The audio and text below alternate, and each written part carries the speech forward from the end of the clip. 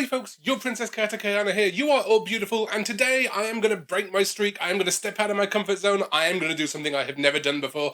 I'm going to review a JRPG. Join me and let us take a look at Bravely Default 2 on the Switch.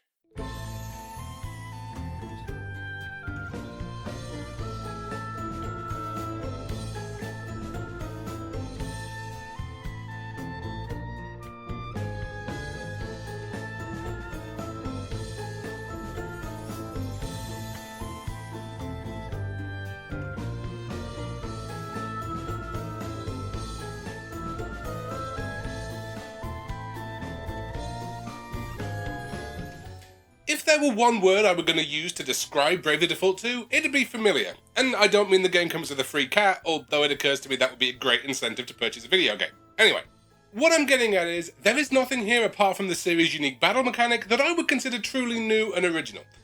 Okay, so stop me if you've heard this one before. There are these 4 crystals representing the 4 elements that are losing their power. Yes, folks, we are doing that old chestnut again. There are some good points to this. You don't have to look out too fairly hard to find RPGs on the 3DS to enjoy the game, because the story is basically standalone. The most you'll really miss out on is why there's a certain village and they hate fairies so much. But even though we have a likeable cast of characters, there's just no surprises here. We don't even have the twists and turns that made the first and second game fairly interesting towards the later half. So yeah, on the off chance that you are confused, this is actually the 3rd game despite being called Bravely Default 2. The first sequel was called Bravely Second. And it's as much a sequel to the first game as this is, so I don't really understand. I don't know why game developers do this, okay?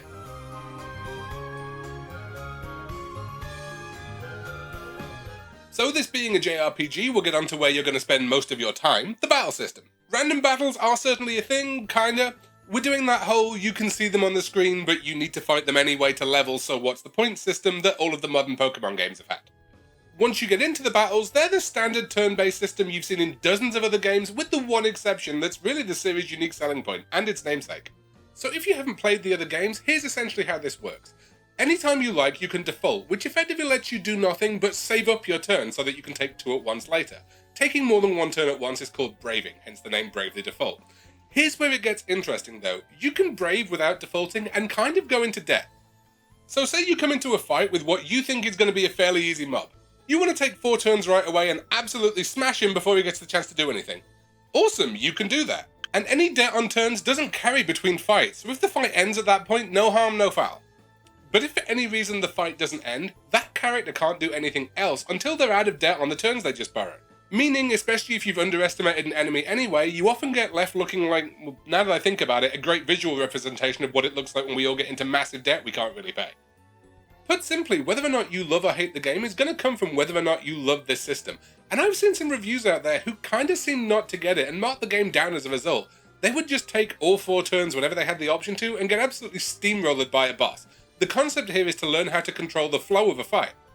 That said, there are definitely times where the battle system feels flawed. We're doing the job system, where any character can become anything they like with a click of a button. A healer, a mage, a warrior, etc, etc. And over the course of the plot, you get a whole bunch of new jobs and you're encouraged to swap around and experiment. But what that leads to is if you find something overpowered, and monks, I'm looking in your direction here, you're just going to stick to that job and keep using it. And as I mentioned the bosses earlier, they're really a problem as well. They have a negative difficulty curve, which is something I never think is good in RPGs. Essentially, they will generally start the fight off with some henchmen who you'll have killed, and then because as something gets lower on health and you know what its attacks do, you can take greater risks with the Bravely Default system, you can just steamroller them towards the end. It's not a good feeling when you hit the last hit on a boss, and it was easier than hitting the first.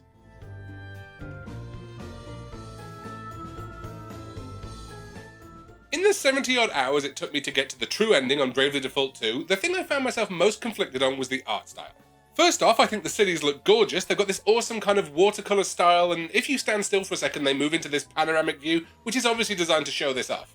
I think the character models look cute too. I think there's a great range between intimidating and just sort of looking silly, and I think you can always tell what job a character is doing just by looking at them, which is awesome. It shows this really strong visual identity. The thing is, those 2 styles really don't seem to fit together well. Now this is totally subjective obviously, but like I say, I played 70 hours and I never quite got used to the stylistic clash between the 2.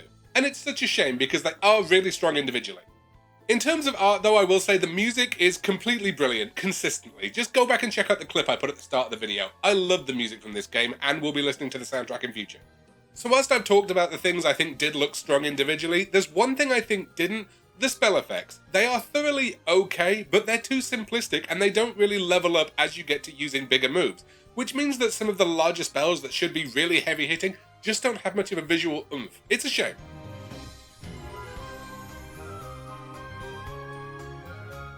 So I do have one final negative to talk about, and it's unfortunately a bit of a large one. So I've mentioned I love the enemy design, I love the hub design, I love the open world design as well.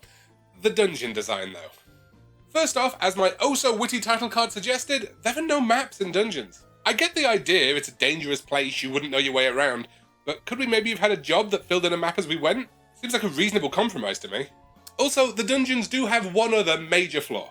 Like EA with the much vaunted Anthem Next, they talked a really big game on building them up, and then it just all turned out to be a bit featureless.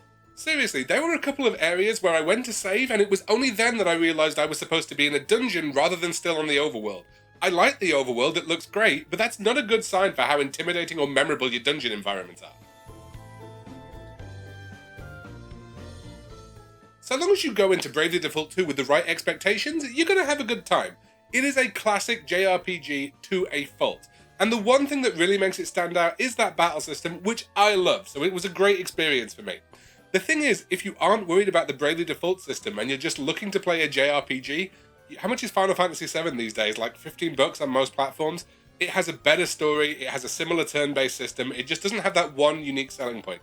Obviously, if you've played other JRPGs, this is another one and it's great and well worth the money, but there are cheaper options out there. I do recommend this if you're a fan of the genre though. Now folks, that is all for this week. Next week I am going to be starting a new video series based around budget gaming. I will explain more next week. I'm feeling very excited about it. I hope to see you all then. Until then, I have been your Princess ChaoticAyana. You are all beautiful. Peace. I'm out.